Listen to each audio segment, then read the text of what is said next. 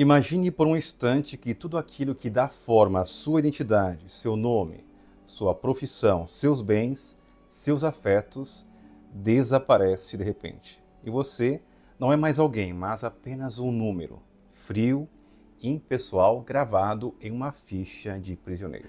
Agora respire fundo e se pergunte: quem é você quando tiram de você tudo? O que resta da sua humanidade quando só sobram o frio, a fome e o medo? Essa não é uma cena de um filme. Foi a realidade de milhões de pessoas nos campos de concentração nazistas. E no meio desse inferno histórico, um homem decidiu olhar para o abismo. E em vez de sucumbir, transformou o abismo em laboratório. Esse homem foi Viktor Frankl, neurologista, psiquiatra, pensador vienense. Prisioneiro 119.104 em Auschwitz. E o que ele descobriu ali, no lugar onde a esperança morria todos os dias, não foi apenas um método clínico, foi um mapa existencial. Uma chave que abre a porta da dignidade humana, mesmo quando tudo parece perdido. Frankl não nos fala de teorias frias, mas de uma verdade vivida na própria carne. O homem pode perder tudo, menos a liberdade de escolher sua atitude. E aqui está o ponto magnético da sua obra. Enquanto Freud dizia que buscamos prazer e Adler afirmava que buscamos poder, Frankl revela que o verdadeiro motor da alma é o sentido. Sem sentido, o sofrimento destrói. Com sentido, o sofrimento transforma. Agora pense comigo. O que mantém uma vela acesa em meio ao vendaval? Não é a ausência do vento, mas a firmeza da chama. Assim também é o espírito humano diante da dor. E é exatamente isso que vamos explorar nesta aula. Como um psiquiatra sobreviveu ao horror nazista, não apenas fisicamente, mas espiritualmente. Como nasceu a logoterapia, a terapia do sentido. E como suas ideias atravessam o tempo para nos oferecer algo que a técnica e a ciência moderna não conseguem dar. Um porquê capaz de sustentar qualquer como. Prepare-se, essa não é apenas uma leitura. É um encontro com a liberdade mais radical, aquela que ninguém pode nos arrancar.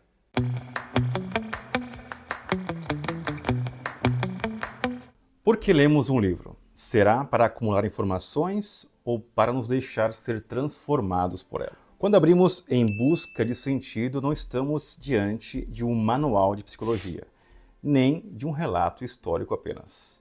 Estamos diante de um espelho da alma humana.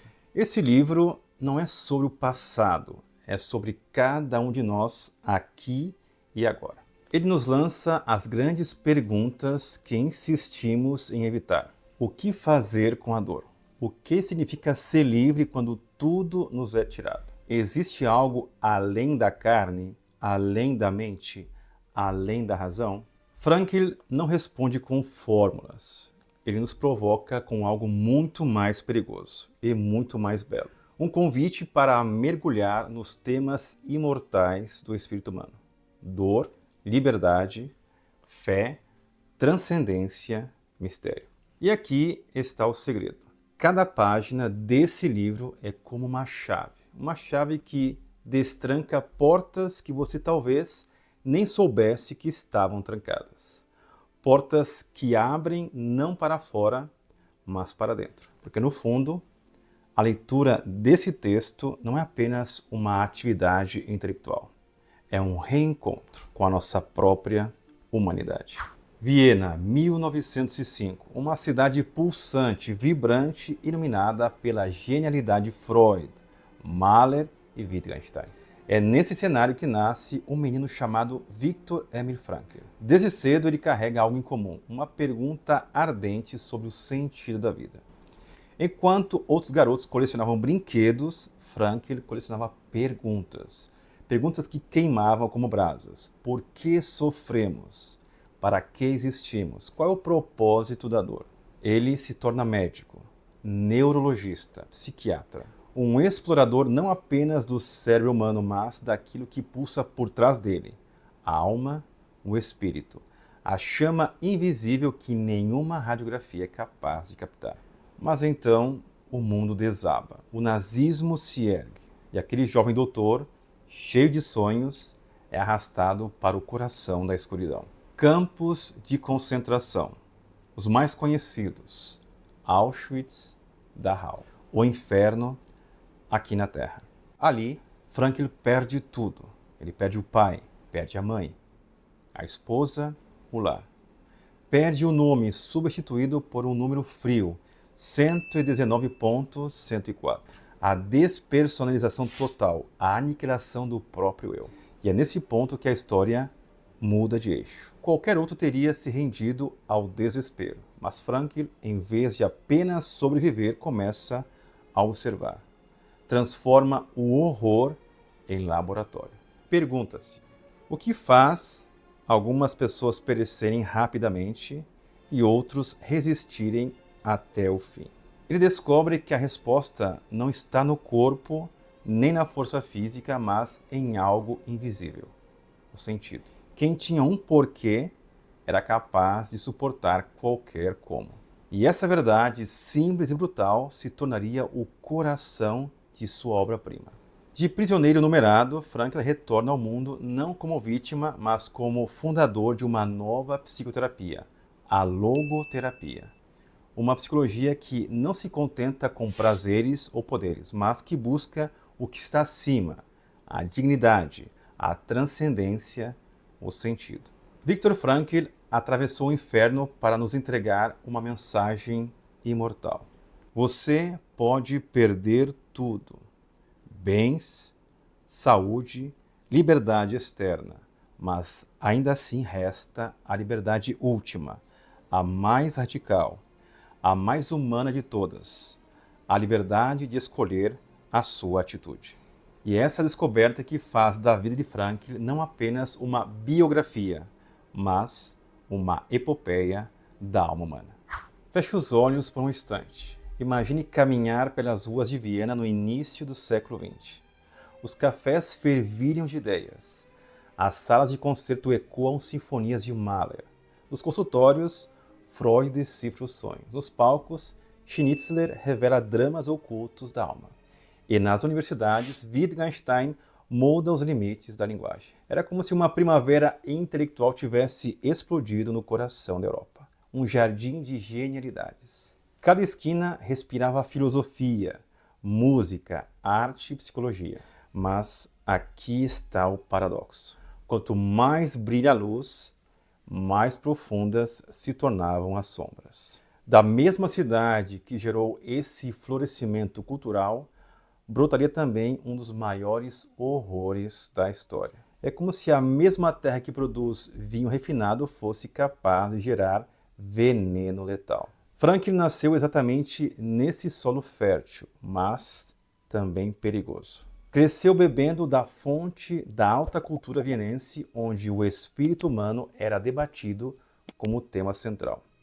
Mas também cresceu à beira do vulcão que logo entraria em erupção, o nazismo.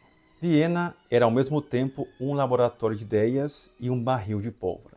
E talvez só um cenário assim fosse possível nascer um pensamento tão radical quanto o de Frankl. Porque, como diz o ditado, a primavera só floresce em jardins preparados. E foi desse jardim, brilhante e ao mesmo tempo envenenado, que emergiu a pergunta que guiaria toda a sua vida. Se o ser humano é capaz de produzir Mozart e também Auschwitz, Freud e também Hitler, o que afinal somos nós? Animais racionais ou seres em busca de algo que nos transcende? Esse é o pano de fundo de Em Busca de Sentido. Uma Viena que oferecia a Frankl tanto o esplendor das ideias quanto o abismo da barbárie. E foi nessa tensão que nasceu sua resposta. O homem não é definido nem pela cultura que o eleva, nem pela política que o degrada, mas pela liberdade interior de escolher o sentido da própria existência. Imagine-se um grande teatro. O palco está iluminado. 3 homens entram, cada um trazendo sua própria tocha para iluminar o mistério da alma humana. O primeiro é Sigmund Freud. Com a firmeza de um cientista, ele ergue sua tocha e afirma: o homem é movido pelo prazer. Somos governados por forças inconscientes, instintos e desejos reprimidos. A vida é, no fundo, a busca por satisfação. Freud nos oferece a chave do prazer. Mas logo surge Alfred Adler. Com um olhar desafiador, ele rebate: não, o que move o homem não é o prazer, mas o poder. O ser humano é um ser de luta, sempre tentando superar a inferioridade e dominar seu ambiente. A vida é competição, é esforço, é conquista. Adler nos oferece a chave do poder. E então, discretamente, entra em cena Viktor Frankl. Ele não levanta a voz. Não precisa. Sua autoridade vem de algo mais profundo. A experiência de quem olhou a morte nos olhos e descobriu a chama que a escuridão não apaga. Ele fala baixo, mas sua voz ressoa como trovão. Nem prazer, nem poder. O verdadeiro motor da existência é o sentido. O homem pode suportar qualquer dor desde que saiba o porquê. Podem me roubar a liberdade externa, podem me reduzir a um número, mas não podem me roubar a liberdade última, a de escolher a minha atitude diante do sofrimento. Nesse momento, o público silencia. Não se trata apenas de uma teoria, mas de um testemunho. Freud explicou os desejos, Adler explicou as lutas, mas Frankl explicou a dignidade. E é aqui que surge o contraste luminoso. O prazer pode ser perdido, o poder pode ser tirado, mas o sentido é indestrutível, porque nasce no espírito. A vontade de sentido é a motivação mais profunda do ser humano, dizia Frankl. Assim, nesse palco imaginário, vemos três tochas diferentes. Freud iluminando os instintos, Adler iluminando a ambição, Frankl iluminando o mistério do espírito humano. E talvez essa seja a beleza da comparação.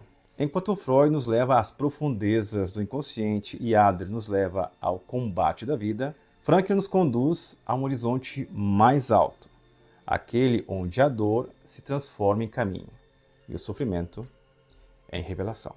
Imagine-se no mar aberto à deriva, o céu escuro, o vento cortante, ondas imensas batendo contra o barco. E de repente, à distância, uma luz, um farol. Um ponto fixo, sólido, que não elimina a tempestade, mas lhe dá direção. Essa luz é a logoterapia. Logos em grego significa sentido, palavra, significado. E é exatamente isso que Frankl descobriu, que o ser humano não é apenas corpo, nem apenas mente. Nós somos também espírito. E é no espírito que habita a nossa fome mais radical, a fome de sentido. Freud havia fundado a psicanálise, Adler a psicologia individual, mas Frankl ergue a terceira escola vienense de psicoterapia. Não para negar os outros, mas para completar o quadro. O homem não é só prazer. O homem não é só poder. O homem é, antes de tudo, busca de sentido. E aqui está o coração da logoterapia. A dor, o sofrimento, até a própria morte, podem ganhar dignidade se forem integrados à vida como parte de uma missão. Não se trata de fugir da dor, mas de olhá-la nos olhos e perguntar: que sentido isso pode ter? E isso é revolucionário, porque significa que o ser humano nunca está totalmente derrotado. Mesmo na prisão, mesmo na miséria, mesmo no luto, ainda resta uma liberdade, a de dar significado ao que acontece. É como se Frankl dissesse: o sofrimento é como o fogo, pode queimar e destruir, ou pode purificar e iluminar.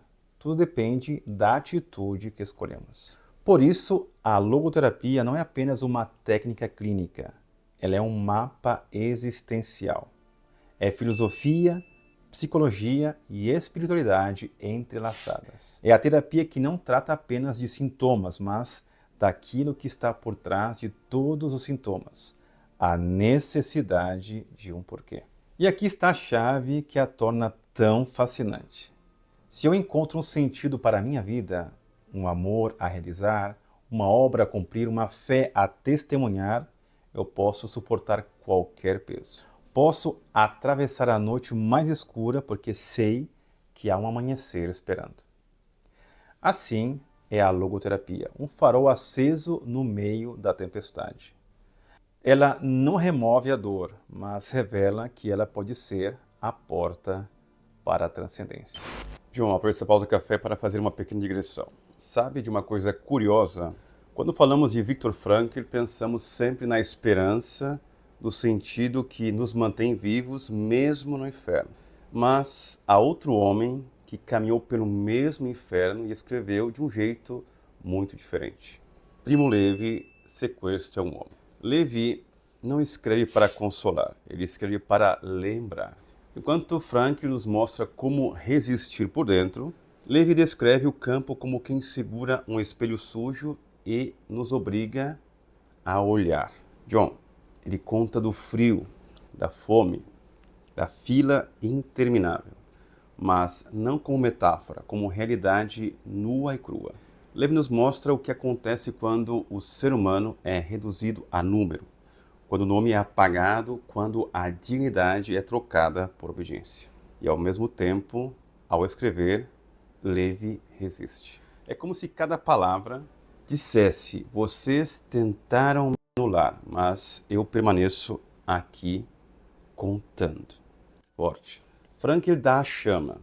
Levi guarda a memória da noite. E nós precisamos dos dois, João. Porque só quem olha para a escuridão entende o valor da luz. Aliás, se esse conteúdo já te toca de alguma forma, a gente gravou um vídeo explicando os 3 caminhos para fazer parte da nossa comunidade, pensados para diferentes níveis de formação, do início até a busca pela excelência. John, coloca aqui na tela o vídeo com os detalhes desses 3 caminhos. Vamos continuar com a nossa aula. Imagine perder tudo, mas exatamente tudo. O lar, o trabalho, os livros, os sonhos. O pai, a mãe, a esposa. Seu próprio nome, apagado e trocado por uma sequência fria de algarismos. 119.104. Assim foi a descida de Viktor Frankl aos campos de concentração. Não apenas um cárcere físico, mas uma máquina de aniquilar o humano. Um universo onde a vida era reduzida ao instinto e cada dia parecia um empréstimo do nada. E aqui está o paradoxo. Foi nesse abismo que nasceu a sua visão mais elevada. O campo de concentração se tornou para Frankl um laboratório do espírito. Um lugar onde a dignidade humana era testada até o limite. Um deserto que revelava quem de fato tinha raízes. Ele observava o que acontecia quando a esperança se apagava. Observava quem sucumbia à apatia e quem misteriosamente ainda conseguia partilhar o último pedaço de pão. E a pergunta ardia em sua mente: o que sustenta o ser humano quando tudo ao redor colapsa? Frankl descreve o campo como um alto mar sem margens. Uma existência despida de tudo o que é supérfluo, reduzido ao osso da vida. Ali só restava o essencial. E esse essencial era a escolha da atitude. Alguns guardas, segundo seus relatos, eram sádicos, é verdade, e alguns prisioneiros brutalizados. Mas havia também aqueles que, mesmo entre os arames farpados, preservavam a centelha do espírito. Eles provavam que o homem não está condenado a reagir como um animal. Ele pode escolher. Pode resistir por dentro, mesmo que por fora esteja acorrentado. O campo, então, deixa de ser apenas um lugar de sofrimento. Torna-se metáfora da condição humana. Todos nós, em algum momento, somos levados a esse alto mar sem margens, onde não controlamos absolutamente nada, exceto a nossa resposta. Frankl percebeu que a liberdade última não era a política nem a física. Era a liberdade espiritual. A liberdade de decidir quem eu vou ser, mesmo em meio à dor. E aqui está a lição mais magnética deste ponto. Se a dignidade pôde sobreviver em Auschwitz, ela pode sobreviver em qualquer lugar. O campo de concentração que pretendia esmagar a humanidade acabou revelando a sua grandeza. Imagine que a mente humana é um oceano. Freud nos ensinou a navegar pelas águas do consciente e do inconsciente. Adler nos ensinou a explorar correntes de poder e ambição. Mas Frankl descobriu algo muito mais profundo, algo que se esconde nas profundezas, invisível aos olhos comuns, o subconsciente espiritual. O que é isso? É o espaço onde a alma se revela, onde sonhos, escolhas e sofrimento se tornam sinais, mapas que apontam o caminho para o sentido. É uma dimensão que Freud não mapeou, que Adler não dominou, mas que Frankl sentiu pulsar dentro do coração humano, mesmo nos campos de concentração. Imagine por um instante um homem cercado pelo horror absoluto. Tudo ao redor é morte, fome, brutalidade. E ainda assim, dentro dele algo resiste. Uma voz silenciosa que pergunta: o que posso aprender disso? Que sentido posso encontrar? Frankl percebeu que o sofrimento não é um erro da vida. Não é um acidente que precisa ser evitado a todo custo. Ele pode ser redentor. Ele pode ser transformador. Ele pode ser a porta para o crescimento e a dignidade. Essa consciência profunda é o que permite ao ser humano transcender. Não basta sobreviver fisicamente. Não basta reagir com raiva ou medo. É preciso escolher o significado da própria existência. E aqui está o ponto mais hipnótico de tudo. Mesmo em meio à brutalidade, mesmo quando tudo conspira contra a alma, existe um território inatingível para qualquer tirania. Um espaço onde ninguém pode tocar. A liberdade de perceber, escolher e transformar a própria experiência em sentido. Frankl nos desafia com uma pergunta silenciosa, que ecoa dentro de cada um de nós. Quando a vida te empurrar para o abismo, qual será a sua resposta? Porque o abismo não é apenas externo, ele também mora dentro de nós. E é no diálogo com ele que descobrimos a nossa verdadeira força. O subconsciente espiritual é, portanto, mais que um conceito, é um convite. Um convite a entrar no território mais profundo do ser humano, onde a dor se transforma em propósito e o sofrimento em luz. Feche os olhos por um instante. Imagine a noite mais escura, um silêncio absoluto e acima de você o céu infinito. O desconhecido que nos chama, que nos assusta, que nos desafia. A morte é assim, não como um ponto final, mas como um convite à reflexão. Um desafio ético e espiritual. Um espelho que nos força a perguntar: quem sou eu quando tudo chega ao fim? Frankl nos lembra que a modernidade tenta apagar esse mistério. Transforma tudo em técnica, em neurociência, em cálculo. E, no progresso, rouba da alma aquilo que não pode ser medido: o sagrado, o transcendental, o sentido profundo. Mas o espírito humano não pode ser reduzido. Os grandes mistérios, Deus, destino, propósito, não podem ser resolvidos com fórmulas. Eles só podem ser acolhidos, sentidos e vividos. Imagine a morte como uma ponte. Atravessá-la não significa desaparecer, mas confrontar a questão mais radical. Como darei sentido à minha vida antes de chegar lá? Não é a ausência da morte que nos liberta, mas a presença do sentido. Mesmo cercados pela finitude, podemos transcender. Mesmo encarando o nada, podemos descobrir o que vale realmente a pena viver. A transcendência não é fuga da realidade. É o ato mais radical de coragem. Enxergar além do imediato, sentir além do palpável, escolher além do óbvio. O mistério então deixa de ser medo e se torna farol. Um farol que ilumina nossas escolhas, nossos valores e nosso amor. Porque no fundo, a verdadeira pergunta não é quando a morte virá, mas como irei viver até lá. E é nesse espaço entre a vida e a morte, entre o visível e o invisível, que Frankl nos convida a despertar. A descobrir que mesmo em face do fim absoluto, há algo que permanece inviolável. O sentido que escolhemos dar à nossa própria existência. João, aproveite essa pausa para fazer uma outra digressão.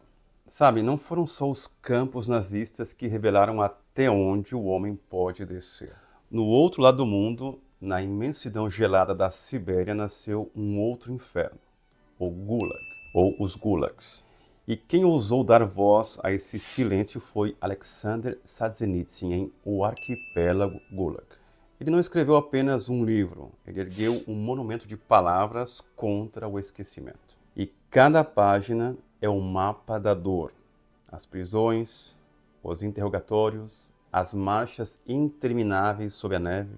Não são histórias inventadas, John. São cicatrizes transformadas em narrativa. E o mais assustador não era o ódio explícito que sustentava aquele sistema. Era a banalidade burocrática, o carimbo impessoal, a engrenagem que devora homens como se fossem nada. Solzhenitsyn, ao contar, arranca o verniz do poder e mostra o esqueleto cru da opressão. E aqui está o ponto. Ler o Arquipélago Gulag não é apenas mergulhar no passado. É um alerta. Um aviso que, sempre que a liberdade é entregue em nome de um bem maior, a sombra do Gulag pode voltar. John, eu sei que é um livro que você também gosta, e eu te faço uma pergunta. Lendo o livro Em Busca de Sentido e comparando com o Arquipélago Gulag de Alexander Solzhenitsyn, quais são os pontos que podemos salientar e faz emergir esse grande mistério da condição humana? Rodrigo, quando você me fez essa pergunta, eu me imagino tendo uma vida normal, levantando cedo, não que eu não levante às 5 horas da manhã, mas indo trabalhar, voltando, ficando com a família, uma vida comum, igual a você que está aqui nos assistindo. De uma maneira abrupta, você e eu somos arrancados dessa vida. Não só mais o John, o Rodrigo, a Luana, a Bruna, quem está aqui conosco, e passamos a ter um número incremental, como por exemplo 30.999, o próximo seria o 31.000. Então, sou lançado dentro de um campo de trabalhos forçados ou dentro de um campo de concentração, que também dentro dos campos de concentração nós vamos ter os trabalhos forçados e vamos começar a ter frio, fome, vamos ser torturados. O que vai restar de você, o que vai restar de mim, o que vai restar de nós? No fundo, ambos os livros vão nos revelar a mesma coisa, o mesmo mistério. O mal pode destruir o corpo, mas jamais vai conseguir aniquilar por completo a nossa alma. Solzhenitsyn mostra o inferno comunista onde pensar diferente é um crime, onde amar também é perigoso. Frankl mostra o horror nazista, mas no meio desse horror ele vai conseguir descobrir que há um sentido. Em ambos os testemunhos, algo ou algumas coisas vão se repetir. A fé como resistência silenciosa, o amor como luta contra a desumanização e a esperança que floresce até no absurdo. É como se ambos dissessem: o último refúgio do homem é a sua capacidade de escolher. E olhem que curioso, eu usei 3 palavras: fé, esperança e amor. Amor como caridade. E quem já está mais tempo aqui conosco já pegou o conceito, as virtudes teologais. O Arquipélago Gulag, Em Busca de Sentido, não são só apenas livros, eles são relatos, são um convite para nunca esquecermos que até na noite mais escura existe uma centelha de luz. Frankl chamava isso de sentido, Solzhenitsyn chamava de verdade. No fundo, ambos falavam da mesma coisa, a resistência da alma. E aqui eu vou acrescentar um ponto que é muito importante para tudo isso que nós estamos falando: a resistência através das virtudes teologais. Então, vou deixar uma reflexão para você que chegou até aqui conosco. O que faria você resistir no meio do inferno? Qual seria a sua verdade, ou o seu amor? Ou, um terceiro ou, você acenderia um cigarro e desistiria de tudo? Vamos voltar para a nossa aula. Imagine uma cidade iluminada por milhões de telas. A informação chega em torrentes, em ondas incessantes. Técnica, ciência, cálculo, progresso. E ainda assim, algo falta. Algo essencial. Frankl percebeu isso. A modernidade tenta apagar o mistério. Tudo deve ser explicado, racionalizado, controlado. Não há espaço para a contemplação nem para o silêncio. A espiritualidade definha. O sentido se esvai. E no vazio deixado surgem as neuroses existenciais. Ansiedade, depressão e desespero silencioso. É como se tivéssemos uma casa luxuosa, cheia de tecnologia, mas sem alma. Um corpo cheio de recursos, mas sem propósito. Frankl propõe uma saída radical: a educação para o sentido. Não se trata de acumular conhecimento, não se trata de obter sucesso ou prazer. Trata-se de reconectar o ser humano com o que está acima de si mesmo, com o que é transcendente, com o que realmente importa. Ele nos desafia com uma pergunta silenciosa e potente: se tudo o que você possui e controla desaparecesse amanhã, o que ainda te sustentaria? Porque, segundo Frankl, a vida sem sentido é como um deserto sem água. Não importa quanta riqueza ou poder você acumule. Sem sentido, tudo murcha. Sem sentido, tudo pesa. Sem sentido, tudo dói. O sentido não é dado de fora. Ele é encontrado. Ele é conquistado. Ele surge da responsabilidade, do amor, da coragem, da busca por algo maior do que nós mesmos. Em outras palavras, a modernidade pode tentar nos reduzir a máquinas de consumo e eficiência, mas ninguém pode roubar a última liberdade do espírito. A liberdade de encontrar, criar sentido, mesmo no caos, mesmo no vazio, mesmo diante do absurdo. O que Frankl nos oferece, então, não é apenas uma crítica, é uma bússola para o século XXI. Um mapa para navegar em mares onde técnica e progresso não bastam, onde a alma faminta de propósito precisa ser alimentada. Imagine-se entrando em um lugar onde a esperança parece ter sido proibida. O ar é pesado, o chão frio. Cada rosto ao redor é um reflexo do medo, da fome, da desolação.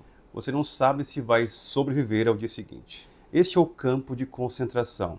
E este é o cenário em que Frankl observa o comportamento humano, um verdadeiro teatro da alma. E ele identifica 3 atos psicológicos. Ato 1. O choque inicial. Nos primeiros dias, o prisioneiro é esmagado pela realidade. Tudo o que acontece desaparece em um instante. O corpo reage, mas a mente está em estado de choque. É como ser lançado de um penhasco sem asas. A queda é inevitável e o medo absoluto. Ato 2. Apatia e brutalização. Depois do choque surge o entorpecimento. A mente protege o corpo contra o sofrimento contínuo, desligando emoções, criando uma espécie de casca de pedra. O prisioneiro passa a existir, mas não a viver. Os atos humanos mais simples tornam-se uma rotina mecânica: comer, trabalhar, sobreviver. O espírito parece ter sido enterrado, mas Frankl percebe algo extraordinário. Mesmo na apatia, alguns mantêm pequenas fagulhas de humanidade, escondidas, mas intactas. Ato 3. Pós-libertação. Quando a liberdade chega, muitos se veem perdidos. O mundo normal parece estranho, vazio. A ilusão de salvação se choca com a realidade da vida e surge a depressão pós-trauma, a desilusão, a confusão. Mas para aqueles que encontraram um porquê, uma razão maior para sobreviver, a saída do campo não é apenas física, é espiritual. Eles carregam consigo a prova de que o significado dá força para atravessar qualquer abismo. Frankl observa que no campo não é o corpo mais forte que sobrevive, nem o mais esperto. É aquele que possui um sentido, uma centelha interior que transforma cada dia de sofrimento em um ato consciente de liberdade. O sofrimento absoluto não destrói quem encontra um propósito. Ao contrário, ele pode ser a forja do espírito, o teste definitivo da liberdade interior. O campo de concentração, então, deixa de ser apenas um lugar de dor. torna-se laboratório extremo da humanidade, revelando quem se deixa esmagar e quem escolhe permanecer digno, mesmo quando tudo foi roubado. Imagine-se em um campo de concentração. O frio corta a pele, a fome dói como ferro quente, o medo está em cada sombra. Você não sabe se verá o próximo amanhecer. E ainda assim, dentro de você existe algo que ninguém pode tocar. Um espaço inviolável. Uma escolha. Franklin observa que, mesmo cercado pelo horror, alguns prisioneiros permanecem humanos. Como? Eles escolhem sua atitude diante do sofrimento. Um prisioneiro se levanta a cada manhã com uma pergunta silenciosa: por que ainda estou aqui? Qual é o sentido disso tudo? E ao responder, encontra força para continuar. Frank percebe algo extraordinário. Quem tinha um porquê, um objetivo, um amor, uma missão, sobrevivia melhor. O corpo podia fraquejar, mas o espírito permanecia firme. É o princípio que Nietzsche proclamou. Quem tem um porquê, enfrenta qualquer como. E Frank confirma isso. Mesmo sem liberdade física, mesmo sem escolha externa, a liberdade interior permanece inquebrantável. Imagine isso como um fogo. O ambiente é tempestade, vento e chuva, mas dentro de você há uma chama que não pode ser apagada. Essa chama é a decisão consciente de dar sentido à vida, mesmo quando tudo ao redor conspira contra você. A vida nunca nos garante circunstâncias favoráveis, mas sempre nos oferece a oportunidade de decidir como responder. Essa é a essência da logoterapia. Transformar o sofrimento em força, o caos em propósito, a dor em liberdade interior. Frankl não nos promete conforto, ele nos entrega algo muito mais poderoso. Uma arma invisível, mas invencível, contra qualquer adversidade. O sentido que escolhemos criar, a atitude que escolhemos assumir. John, deixa eu te contar. Outro dia revi La Vita é Bella. E é curioso porque quando a gente fala de campo de concentração, pensamos em dor, em frio, em fome. Mas Benigni fez algo inacreditável. Ele colocou amor e humor dentro do horror. Lembra da história, John? Guido, o pai, está preso no campo com o filho pequeno. E para proteger o menino da crueldade, ele inventa um jogo. Isso não é uma prisão, isso é uma competição. Quem fizer mais pontos ganha um tanque de guerra. E John, é impossível não se comover. Porque enquanto o mundo ao redor deles desaba, o pai constrói uma bolha de esperança. E ele se sacrifica, mas deixa para o filho a ilusão de que ainda há beleza. Ainda há sentido. É quase como Frankl dizia, não importa o que tiram de você, sempre resta a liberdade de escolher a sua atitude. E Guido escolheu transformar o horror em brincadeira, a morte em vitória secreta. E sabe o que é mais incrível? O filme não nega o sofrimento, ele apenas mostra que mesmo na lama, uma flor pode nascer. Belo esse filme. Então talvez seja isso que nos salva. A capacidade de, diante do abismo, ainda inventar histórias que protejam quem amamos. Belíssimo, belíssimo. Mas vamos continuar nossa aula. Imagine a vida como um vasto território desconhecido. Montanhas de sofrimento, rios de medo, desertos de desilusão. Como atravessar tudo isso sem se perder? Frankl nos entrega um mapa feito não de coordenadas físicas, mas de princípios espirituais. Primeiro princípio, a noogênese, a origem espiritual dos distúrbios humanos. Não é o conflito inconsciente de Freud, não é apenas a luta pelo poder de Adler, é a ausência de sentido que nos adoece.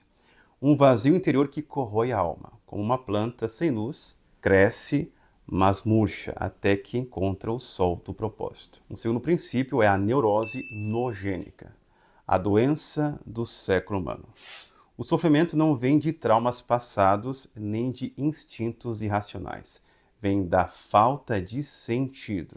E é nesse vácuo que a angústia moderna se instala, silenciosa, invisível, mas profunda. Terceiro princípio é a dimensão tríplice do ser humano. Franklin nos lembra que somos corpo, psique e espírito.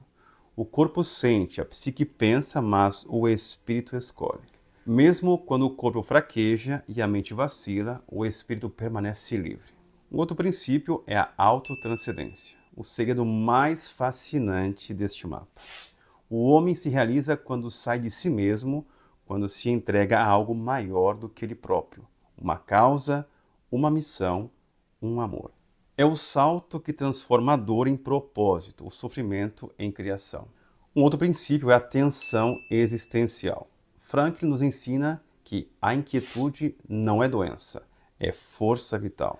É como um arco tensionado, apenas sob tensão ele dispara a flecha da realização. Sem essa tensão, o espírito permanece imóvel, inerte e sem direção. E aqui está a lição. O sentido não é algo que se encontra fora, ele é construído. Ele é descoberto no diálogo entre você e a vida, mesmo nas tempestades, mesmo na dor, mesmo diante da morte.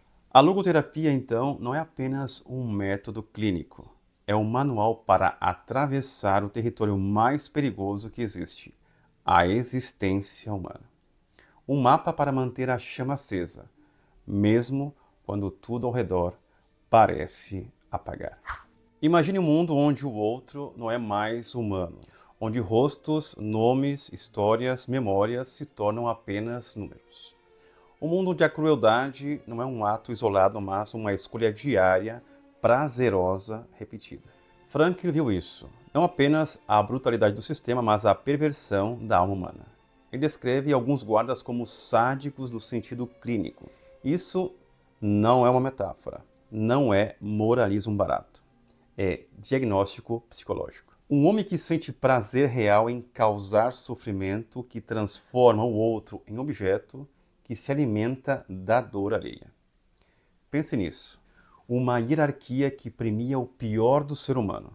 Uma máquina que transforma crueldade em função, maldade em rotina. Um horror absoluto. E ainda assim, em meio a isso, a liberdade interior permanece intacta em quem sabe escolher sua atitude. Franklin nos ensina, mesmo cercado por sádicos clínicos, mesmo diante da morte, mesmo quando tudo externo conspira contra a humanidade, nós podemos escolher quem ser. Essa é a essência da logoterapia, uma luz que brilha em meio à escuridão, uma chama que o opressor não pode apagar. Agora imagine o contraste. O sádico clínico devora o outro, preso à sua própria perversão. O prisioneiro que encontra sentido no amor, no cuidado, na responsabilidade, um espírito que transcende a carne e a opressão. O mal é externo e poderoso, mas o poder do espírito é infinito. A liberdade última não está no mundo, está dentro de você. Franklin transforma o horror em lição. O sadismo clínico mostra o pior do humano. A logoterapia mostra o melhor. O antídoto não está em armas, nem em revoltas, está na capacidade de escolher o sentido, mesmo quando tudo nos é tirado. Imagine por um instante essa escolha como uma ponte. O caos e a crueldade estão de um lado. Do outro, a dignidade, o propósito, a transcendência. Cada decisão sua é um passo sobre essa ponte. Cada escolha consciente, um ato de liberdade que ninguém, absolutamente ninguém, pode tirar de você. Imagine um nome que ecoa como um sussurro sombrio através dos séculos. Marquês de Sade. Um homem que escreveu sobre prazer sem limites, sobre o outro como um mero instrumento, sobre a liberdade absoluta que destrói o próximo. Ele não inventou apenas histórias, ele desenhou um mapa do abismo humano. E o pior, muitos de nós seguimos esse mapa sem perceber. Franklin nos força a olhar para esse abismo. Ele vê a conexão. Sade como profeta da modernidade pervertida. A liberdade sem transcendência, o prazer sem limite, o eu que devora o outro. Agora imagine a modernidade. Técnica, ciência, lógica. Tudo explicável, tudo mensurável, tudo controlável. Mas e o espírito? E o sentido? Bela pergunta. E a pergunta profunda que queima no coração humano: por que existo? Essa pergunta não cabe na frieza dos laboratórios. Ela só floresce na coragem de olhar para dentro, de transcender o imediato, de escolher a própria atitude, mesmo em meio ao caos. É aqui que Frankl surge como antídoto vivo. Enquanto Sade nos mostra a destruição, Frankl nos mostra a criação.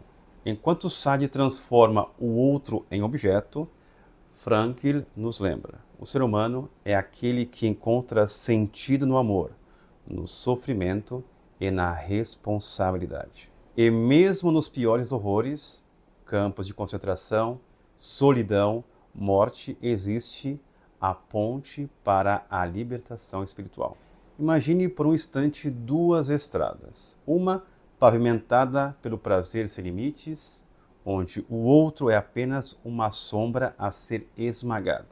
Outra iluminada pela logoterapia, onde cada passo, mesmo doloroso, é um gesto de humanidade, um ato de criação de sentido.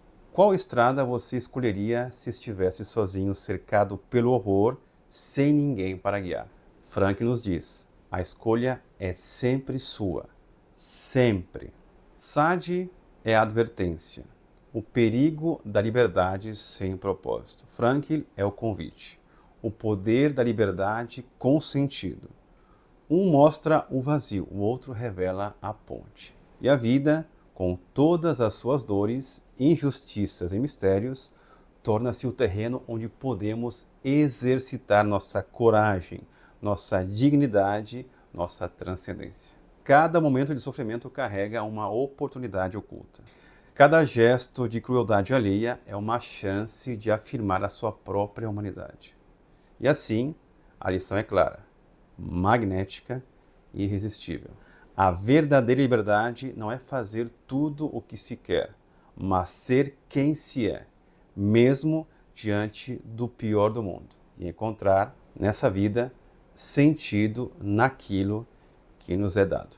Agora respire fundo. Sinta o peso de cada história, cada pensamento, cada instante que percorremos juntos. Imagine todas as sombras que Frankl enfrentou, os campos, a crueldade, o desespero absoluto. E ao mesmo tempo visualize a chama de sua liberdade interior, inextinguível, indomável. A vida, ele nos ensina, não é uma estrada sem sentido. Mesmo no caos, mesmo quando tudo nos é tirado, há sentido para ser encontrado. O sofrimento não é apenas dor. É uma tela em branco, pronta para que você pinte sua escolha, sua atitude, seu propósito. Lembre-se, Freud nos disse que buscamos prazer. Adler nos disse que buscamos poder. Frankl nos diz que buscamos sentido. E essa busca não depende das circunstâncias externas. Não é subjugada pelo medo ou pela opressão. Ela floresce no âmago do espírito humano, como uma flor que insiste em crescer através do concreto mais frio. Cada conceito que exploramos, do sadismo clínico ao antídoto da logoterapia, da crítica à modernidade, a ponte entre Sade e Frankl, tinha um único objetivo: mostrar que a liberdade última é interior e que o sentido é a nossa bússola invisível. Agora faça um exercício simples. Imagine-se em sua própria vida. Quais circunstâncias externas o aprisionam? Quais dores parecem insuportáveis? E ainda assim, quais pequenas escolhas hoje você pode fazer para transcender tudo isso? Cada gesto, cada decisão, cada pensamento consciente é uma revolução silenciosa. Não existe situação que possa roubar sua liberdade espiritual. Não existe sofrimento que possa apagar a capacidade de encontrar sentido. A vida tem sentido sob qualquer condição. E a grande verdade é: você é livre, sempre, para escolher sua atitude diante dela. Então, feche os olhos por um instante. Sinta o poder que Frankl descobriu, que Sade tentou destruir e que agora reside dentro de você. Uma liberdade que ninguém pode tomar, uma dignidade que ninguém pode quebrar, e um sentido que você sempre pode criar. E ao abrir os olhos, leve consigo esta certeza magnética indelével. O mundo pode ser cruel, a vida pode ser dura, mas a sua alma, a sua verdadeira alma, permanece livre, invencível e capaz de criar sentido em qualquer sombra. Se quiser se aprofundar, deixamos na descrição os links para os livros citados, caso queira adquiri-los direto pela Amazon. Para quem sente vontade de ir além com mais clareza e estrutura, a gente também preparou um e-book didático, o mesmo material que usamos como base para construir essa aula. Ele está também disponível por um preço simbólico equivalente a um café com os amigos. Vamos à conclusão desta aula. John, depois de falar de Frankl, Levi, Solzhenitsyn, eu queria encerrar com uma voz diferente, a de uma menina. Uma menina que, mesmo escondida, perseguida, cercada pelo medo, escreveu em seu diário palavras que atravessam gerações. Anne Frank. Ela não descreveu apenas o horror, ela ousou acreditar. E é com as palavras dela que eu quero terminar essa aula. Ela diz: apesar de tudo, eu ainda creio na bondade inerente do ser humano. Talvez seja isso, John, no fim das contas, mesmo depois de todo o abismo, a chama da esperança contínua acesa. Nos vemos no próximo domingo.